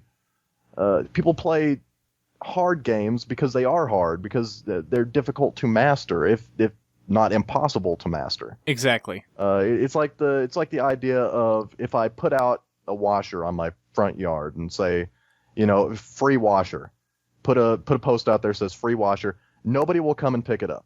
But if I put $50 for this washer on the front of it, people will come and actually pay for the washer, because they think if they're paying for something, if they're actually having to invest in something, then it's actually worth more than it might be. And that's the thing they have to think about with mechanics. If people are getting invested in your mechanics to where they actually have to learn things, where they have to, kind of go against a learning curve and actually increase their competency as a player, that will make them stay with the game longer. They'll play it longer. That's how you retain players, is you have deep, involving mechanics. You don't water your stuff down. That's not how it works, if you want to keep people. Yeah. But we should move on before before it's like good discussion. 343 like comes and raise our points the houses missiles at us. Yeah. No, it's good stuff to talk about, really, and we'll have shows dedicated to talking about these topics specifically. And I know that we get on these tangents, but I mean, the reason that we do is because we're just passionate about the game and we want to see Halo succeed. Yeah. But we will have shows that are specifically targeted on every aspect of Halo. One for gameplay mechanics of multiplayer, one for map design, one for campaign, one for Spartan Ops, one for Spartan Ops assets and all that good stuff. So it's definitely something that we will talk about coming down the pipeline. Before we wrap up the matchmaking section, I did want to add that we finished our last episodic podcast regarding Spartan Ops. So we recorded our 10th podcast for our Spartan Ops miniseries with Halo Fan for Life. And that is technically done in terms of covering each individual episode. So as they're going through these episodes again for the Spartan Ops matchmaking, if you want any tips, or if you really want to hear some good discussions behind the story that's going on in the cutscenes and the actual gameplay that you're playing as Fireteam Crimson, then definitely check out our Spartan Ops mini-series that we've been putting out on our website. Everything is done in terms of episodic discussions, and we're going to have a few more podcasts talking about the epilogue, for one thing, so we can wrap that up, and we'll talk about the gameplay mechanics and some of our other opinions and thoughts on how they treated Spartan Ops and how they delivered the story, some of the gameplay aspects, and all that good stuff. So if you have not been listening to that, please check it out. Halo Fan for Life did a very, very good job co-hosting, had some very good opinions that really help supplement the podcast, and has resources that really went very well into making the podcast, from what we've heard so far, very enjoyable for people to listen to and very informative in terms of strategies and skills that you can use throughout the entire experience. So, and I'm going to go ahead and plug his website real quick. He's over at halofanforlife.com. He does quite a few different things. He blogs about Halo. He does some stuff with some external Halo stuff like the Mega Blocks and the McFarlane toys, and recently stuff for Fat Heads, and he does giveaways and other things. So definitely check him out, because he's been a big help to us with those Spartan Ops episodes. Have you listened to any of those, Brent? Nope. But I don't listen to anything anymore, really. Yeah. As far as podcasts go, I don't think I've listened to a single podcast in at least a year, other than the Sparkcasts, which are kind of required listening if you're going to talk about Halo. Yeah, pretty much. I mean, I listen to other ones just because, some of them are just fun to listen to. I listened to a Team Fortress 2 podcast, and I really like Team Fortress 2. I don't play it that much, but the podcast I listen to, it's called Critscast. And if you're a big Team Fortress player, I definitely suggest you go check them out, because I think they're the equivalent to us doing Halo. They're pretty much the Team Fortress 2 side where they talk about the weekly updates and everything that's going on in the world of Team Fortress 2. So if you like Team Fortress 2, check them out. They're a very well produced podcast. They're very well spoken and all that good stuff. So very, very good podcast to listen to. To wrap up the bulletin, we have some GDC feedback from the panel that Josh Holmes gave regarding the story implementations of Halo 4. There were 6 different panels that were given at GDC last week, and of course the Halo Reborn, a postmortem on the creation of Halo 4, was the one that generated the most amount of feedback in social media and forums, all those different places where people were kind of debating on what was said there. And I want to just read Josh's response. Well, I've been talking a lot. Brent, do you mind reading his response since I've been yammering left and right? All right. So this is what he basically responded with to the feedback that everyone has said, and he covers some of the points that we also talked in our previous podcast. So this is literally a postmortem about a postmortem. Yeah, it is. The goal of my presentation was to discuss the many challenges that we faced when building a new team and taking on such a massive and high-profile project, specifically for an audience of developers and creators going through similar situations. In preparing my talk, I was trying to encapsulate 3 years of development into 45-minute presentations. One of the things that I talked about was the desire to make Halo more accessible to players of all skill levels. What I did a poor job of articulating because of the nature of the intended audience is the importance of balancing the needs and desires of a hardcore Halo population that was born, bred, and breeds prior multiplayer philosophies with an approachable and open-to-all design style. It's been a delicate balance and one that we haven't necessarily succeeded with but continue to work on. CSR, our partnership with top competitive players to build and refine Team Throwdown, adding pro options and arena-style maps to select playlists, and our upcoming sandbox balances are a few of the things that we are working on for that particular part of our community on this title. Since my GDC talk, I've received a ton of feedback from the competitive community. I want you to know that we hear you, we value you, and we are going to continue to listen to your feedback and suggestions. We won't be able to implement all of them, it's just not possible with the given resources and time. But we are in this for the long haul, and you'll see our continued commitment to this aspect of our experience reflected in future projects, as well as in our efforts to sustain Halo 4. So I think right there is pretty much I hate to say the word admission because it has a negative connotation to it, but I remember when we were doing our podcast a couple of days ago where I mentioned about just not trying to defend yourself too much on what you've done and just realize that you may have slipped up, and it seems like he's pretty much attesting to that. While they haven't necessarily done the best job with really adhering to what the hardcore or the core community of Halo really wanted from Halo 4. So it sounds like they're listening, they're doing everything they can to make Halo 4 what everyone wants, but we're really not going to see that effort, I think, until Halo 5, where they can actually rebuild the system from the ground up the way that the fans want it, the way that they want it. So I think this was a good follow-up to what they needed to pull back from the feedback that they got from the community. What kind of like another me was, go ahead. I was going to say, it's kind of another reminisce back to the letter that Frankie had to write back right after Christmas, after they came back. Yeah. Kind of clarifying some things, and it's unfortunate that they have to go out of their ways to clarify what they meant from some things, and it's really just their inexperience as a studio right now and just them trying to find their own feet in terms of making their stance for the Halo universe. I would hope that come the future Halo titles that they'll be a little more confident and a little more firm and more well-produced in their opinions and their ability to make the games that people want to play. And again, that's just kind of waiting for the right time. And hopefully with Halo 5, there'll be enough time that goes by and they'll have enough feedback and knowledge to make that game spectacular. Yeah. What were we going to say? Sorry. Like he lists all these things that they're doing to kind of cater to the hardcore community, the competitive community, and like everything he lists is kind of half baked. Like everything he lists really hasn't been received extremely well in the community. Like you can't really point at anything and say like, yeah, that helped fix Halo 4 multiplayer. Like, think about it, CSR, like that's fine, but it doesn't show up in game. So like that's kind of like here's this thing, but we can't give it to you the way you want it.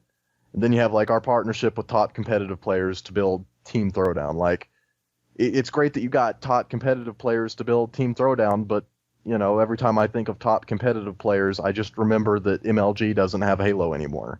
Like, and I just get sad. I'm like, oh man, yeah, I forgot MLG. That was pretty fun back in the day.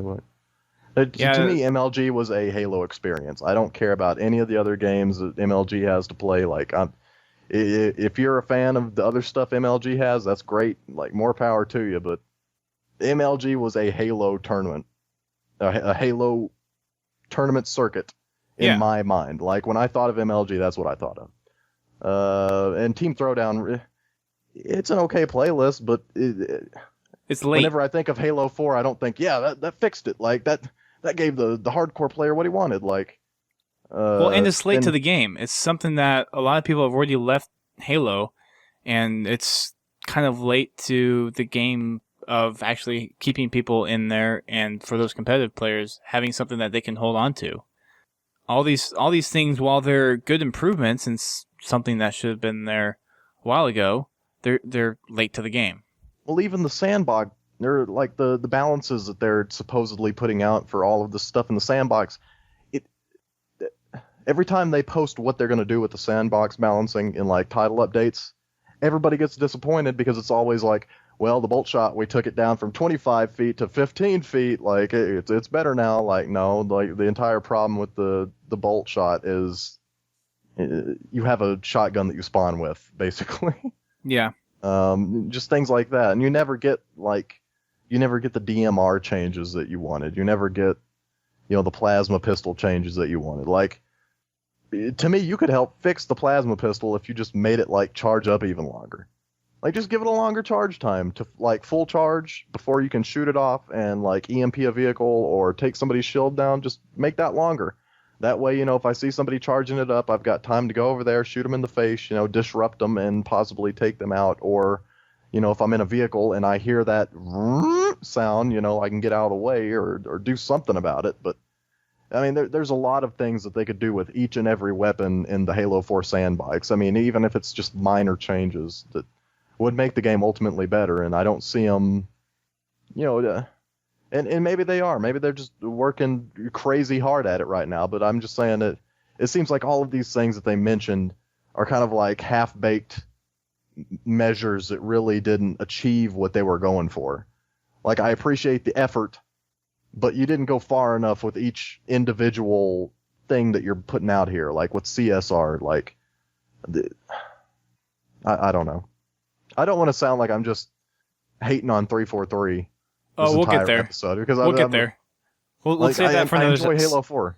Yeah, save your bottle up your hate for another episode. We'll just call that the hate cast. Well, no, it's not even frustration. It's passion. That's what it is. It's just if I'm going to talk about it, if I'm going to discuss the changes that I want to see in Halo 4, I mean it's going to involve critiquing the game in its current state. Right. It's passion, is what it is. Yeah. Before we go on any more tangents, the last thing on the bulletin is, of course, the Halo 4 screenshot gallery, which BS Angle has been putting up. And this week is Vehicular Love, which is a rather interesting title. But it's a lot of cool, different vehicle screenshots. And I believe one of them I used for podcast art recently. Road Trip by Reclaimed Halo, I think I used, possibly. I can't remember specifically, but there's some pretty cool ones in here. We do still want to do something with our screenshot stuff. We haven't really gotten anything else. I think Brent tagged one a couple weeks ago, and I haven't looked too recently, but the last time I checked, which was probably about a week ago, there hadn't been any new additions. So we do want to do something with screenshots, guys. So if you get something that's funny that you want to possibly send over our way, then tag it with Podtacular, because we want to do something with screenshots. A lot of other communities do stuff already. We definitely want to try to do something that's different. So something that's a little bit against the norm, or not just a copycat of what others are doing throughout the Halo community. But we want to see what you guys would be willing to tag and send our way. And that way we can possibly do something with them. So if you have something, please tag it with Podtacular or Pod or Podtac, and we'll go through and find those. I hesitate to do Pod because that could be a couple other things, but if you do Podtac or Podtacular, then we would definitely go try to find it and pull those up. So let's move on to some voicemails. I said last week that we would play the voicemails that we got, so we have 2 of them from a couple weeks ago. And the first one has about 8 different questions in them, so I'm going to go ahead and play that one for you guys right now. Hello, Podtacular. This is Cloud Massacre in Wyoming, and I have a few topics for you to discuss during your show. First off, drones and brutes. Do you think they will be in Halo 5 and 6? Secondly, would you be opposed to a new form of grunt like the skirmisher-jackal relation in Halo Reach? Thirdly, Destiny. What are your thoughts on it? Do you think it will kick 343 out of the gaming arena? Next, what do you think should be the Covenant equivalent to the Mantis in Halo 5 and 6? Maybe a large hunter-looking vehicle with a plasma cannon and a fuel rod cannon? Also, do you think they will make a Halo 4 ODST-type game explaining how things got how they were? Also, do you think that when the librarian made Master Chief immune to the composer, she also awakened an ancient spirit inside him? And on the note of the composer, in Halo 4, it was enormous. In Primordium, the Lord of Admiral said he couldn't tell if it was a machine or a being.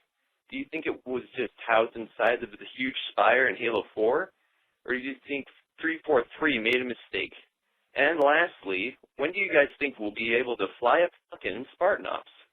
That's all the thoughts I have for now. You're all doing a great job over at Podtacular, and thanks for playing this message on your show. See ya. So that was our first voicemail. As you guys probably heard, there were quite a few questions in there, and we're going to try to answer as many of those as we can. For the question of, let's see, the first one is drones and brutes in Halo 5. I still have to read through Thursday War, and I'm sure there's going to be some more stuff that's behind the 3rd book in the Halo 5 trilogy, whatever that's going to be titled. So I'm not going to say I'm going to speak from expertise on this, because I have a feeling a lot of other people probably have a better opinion on this than I do. We may see them again. I don't know what the state of the Covenant War is after this point. I would hesitate to say yes. I think there were interesting additions to the game, but I would say for Halo 5, maybe not. I'm not firm on the fact that we would see them in Halo 5. What about you, Brent? I really couldn't tell you either way. It depends on which direction 343 wants to go with the story. Like, if they want to focus more on the Covenant side of things in Halo 5, you might see the brutes, but if they want to keep going down the kind of Forerunner, mystery, Promethean style enemy route, then you probably won't see them. What would you say if they did something for Halo 5 like they did for Halo 2, where you had kind of a split story on the Covenant side of things and then the human side of things? I don't think 343 would do something like that, but I think it would be interesting. You play as the Didact. He's like back. No, not the Didact. Back, baby. Play as someone on the Covenant side. I'm Arbiter. I'm not sure if you would do Jewel, but you could do Halsey. No, you don't play as Halsey. That just wouldn't work. Yeah, it would definitely mean that you couldn't dual wield in Halo 5. Am I the only one who got that joke? Really? Which joke was it again? I said if you played as Halsey, you wouldn't be able to. It would be confirmation there was no dual wielding in Halo 5. Oh, She's missing an arm. Dustin. Yeah, okay. I had to think there for a second. Yeah, it wouldn't necessarily mean there's no dual wielding. It's just that you wouldn't be able to dual wield, and who knows? Maybe Halsey will get a robotic arm out of it. Yeah, man. Like if I were Forerunner Halsey, arm. I would already be building an awesome prosthetic arm that, like, have all sorts of cool weapons and stuff on it, like a computer and stuff. Just cool stuff. I don't know about weapons, but yeah. Like I would have my own like onboard arm AI, like a smart AI just for my arm. That'd be cool. The next question that Cloud Massacre asks is new form of grunt, like the skirmisher to the jackal. It seems like we kind of already had that, based on what they talked about here in how they designed the enemies for Halo 4, where it's kind of a different, not necessarily different species of kid, grunt or ungoy, but I mean, they do physically look different, and the jackals and the skirmishers are kind of just off-breeds of each other, so I don't know if you want to consider the grunts in here already as an off-breed to the grunts that we see in, like, Halo 3. I would say that I would say no, though. I don't think they would change that. Maybe. I mean, you might see a different unit type. Not really change the grunt up, but change the armor and the behavior up. Yeah, possibly. Like, they've already been doing that, though. Like they start making like Promethean grunt hybrids. half crawler, half grunt. That would be creepy. Next question he has. Our thoughts on Destiny. I think we talked about that quite a bit on the last podcast. So I'm going to just answer this one short and be like, Destiny, I think is going to be cool. I have a feeling it will definitely be a contender for Halo. But we'll still be talking about Halo here. And I am really excited to see what Bungie does. I'm gonna.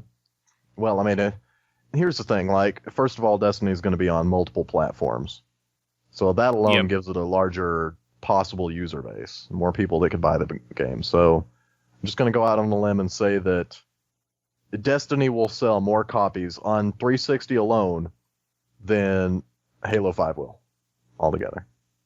I could see that, depending on how well 343 does Halo 5. If they rock the boat with Halo 5, then I think it could be very, very close. I think they would have to show something. Here's the thing, like, you would have to show people that Halo 5 is different than Halo 4. And I don't know how you convey that to people through trailers. You can obviously show people that kind of stuff at E3 and all these conferences, but that doesn't really reach the mainstream player. It needs a beta. Yeah, I think a beta would definitely it would increase sales for Halo 5. If they want to sell more copies of that game, I'd put a beta out. But I also think it would increase confidence too.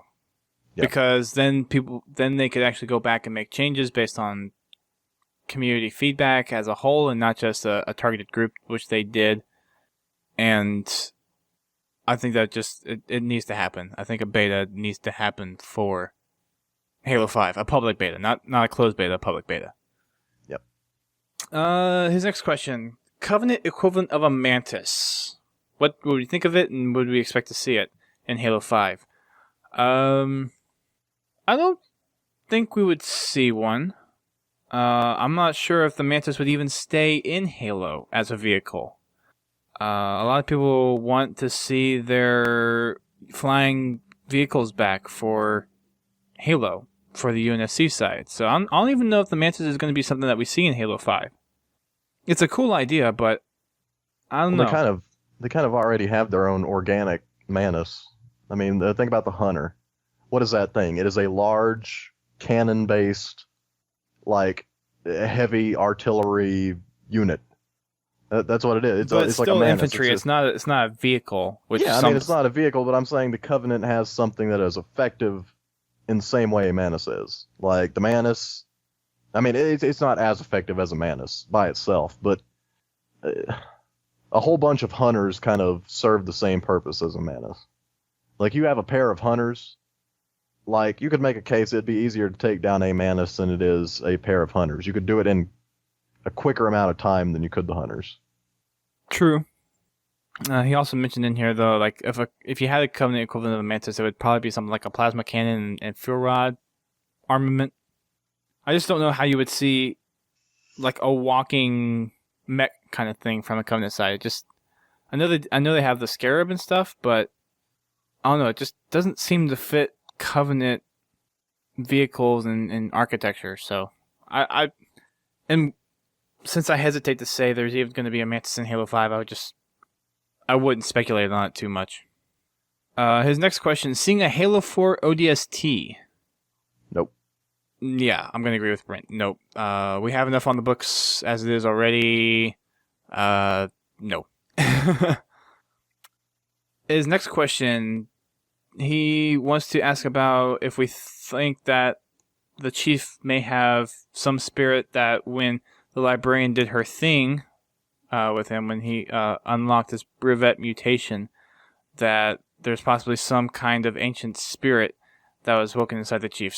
Similar to how Chakras and Riser had spirits in them when they were back in the Forerunner Trilogy books when they were going through their stuff. I think it may be possible from people that I've talked with, and I think we had a podcast talking about this way back in the day. It would be kind of odd to have something like this, and this may be a question that we will discuss in another podcast. I think it may be something that comes up, so we'll definitely talk about more of that when we get into lore conversations for this. Composer size in terms of so the question you said was that the Lord of Admiral said he couldn't tell whether or not it was organic or a machine, and then you talk about size. Depending on what you're quoting, just because he said he couldn't tell if it was organic or a machine doesn't mean that it couldn't have been big already. So it may have been that big, and he may have thought that with how he saw it at the time, it could have been something organic. Maybe the composer was in something that looked a little bit more organic than it was in its just raw form of that kind of chamber-like thing that we saw in the game. That pillar-like object. So that probably need a little more clarification on that question. He wants to know about playable Pelican in Spartan Ops, and since it's pretty much rumored that there's not going to be a second season of Spartan Ops, then I'm going to say no.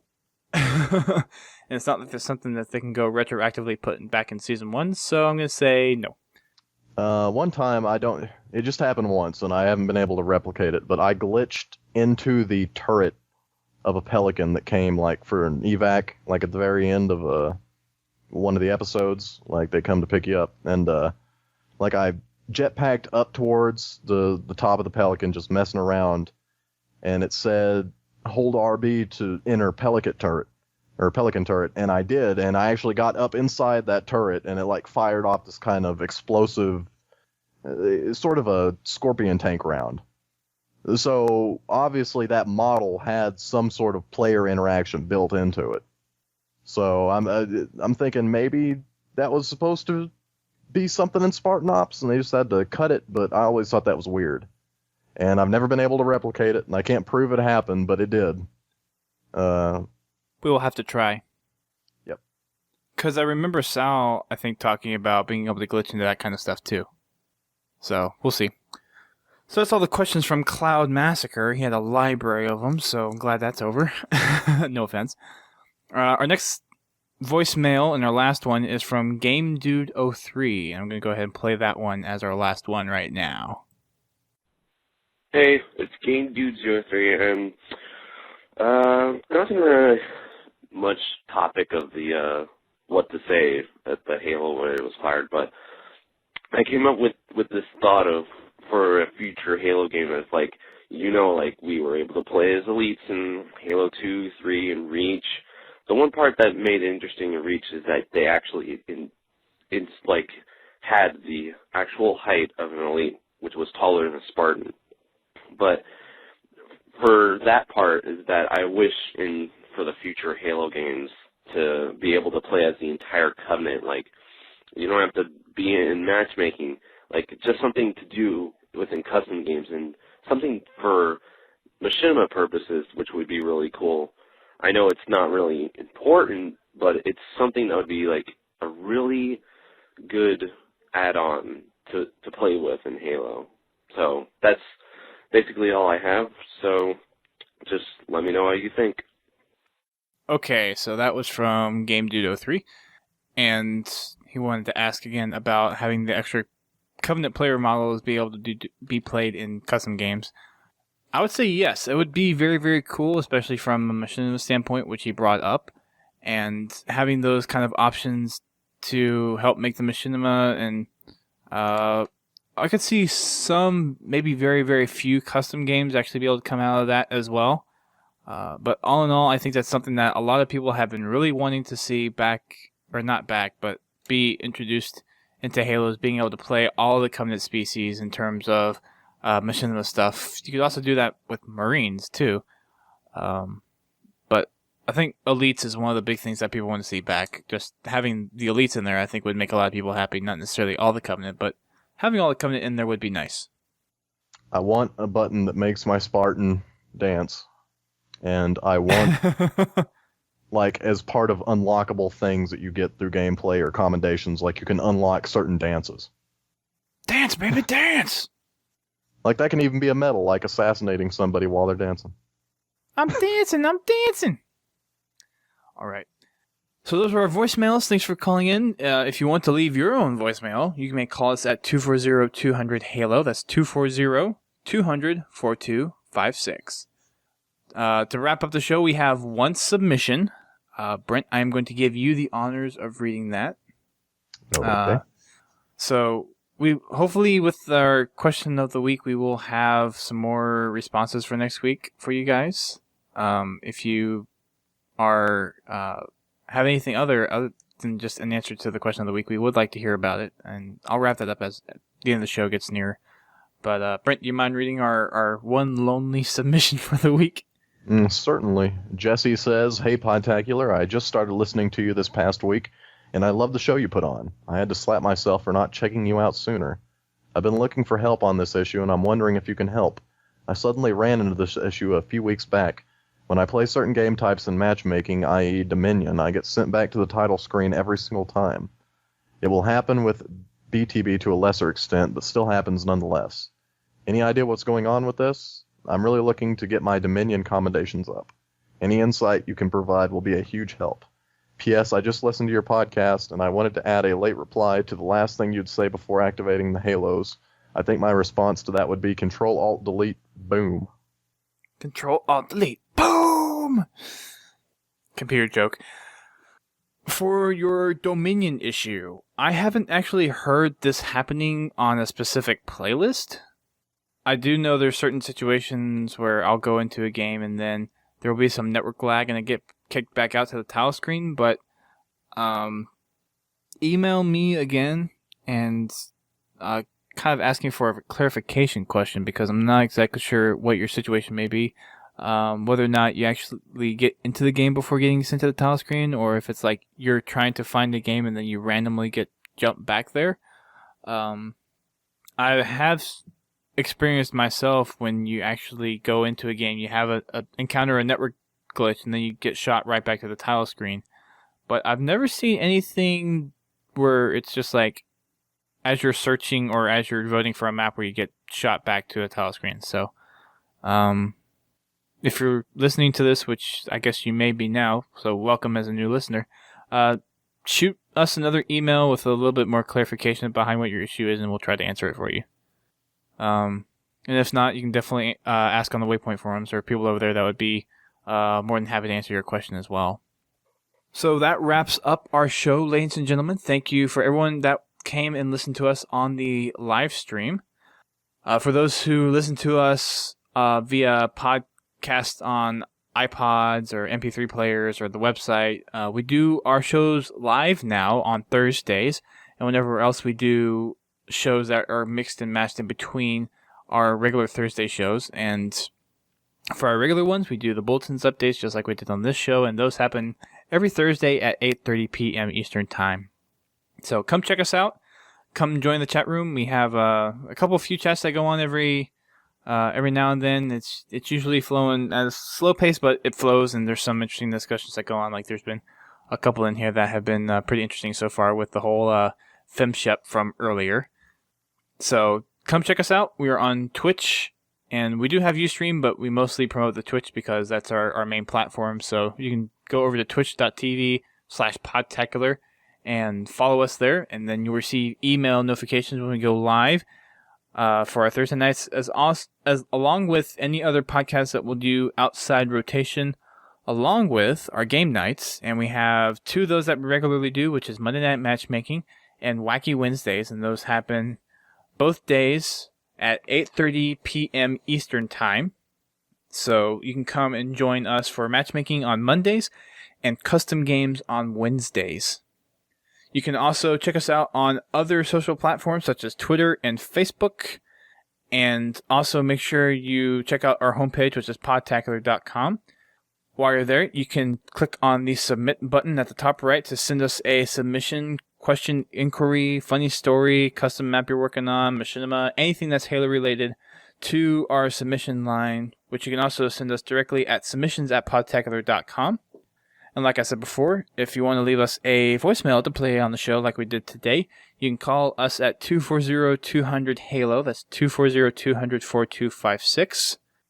We also have one other thing I want to mention before I wrap up the show, and that is the fact that we actually received a donation yesterday. So I'm not going to say the person's name because I don't know if he wants to keep it private or not. So if he wants to have his name be publicly pronounced, then send us a email or send us at reply on Twitter or get our attention somehow, and we will release your name to everyone so they can go thank you for your donation. But we got a $100 donation, so that'll be going towards possibly getting Twitch Turbo, which means that the stream will be ad-free.